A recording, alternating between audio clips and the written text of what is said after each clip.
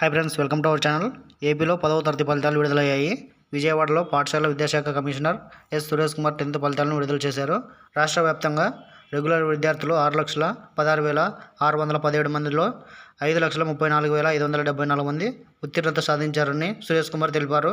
రాష్ట్ర వ్యాప్తంగా బాలురు 84.32%, బాలికలు 89.17% ఉత్తీర్ణత సాధించారని, ఈ ఏడాది బాలికలే అధిక సంఖ్యలో ఉత్తీర్ణత సాధించారని అన్నారు.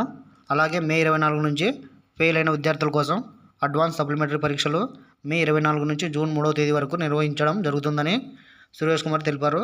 రేపటి నుంచి అడ్వాన్స్ సప్లిమెంటరీ పరీక్షల కోసం అప్లై చేసుకునేందుకు అవకాశం ఉంటుందని, రీవాల్యుయేషన్, రీకౌంటింగ్ సప్లిమెంటరీ పరీక్షల కోసం రేపటి నుంచి ఆన్లైన్లో అప్లికేషన్ తీసుకోవడం జరుగుతుందని, విద్యార్థులు చదివిన స్కూల్లోనే అప్లై చేసుకునేందుకు అవకాశం ఉంటుందని తెలిపారు.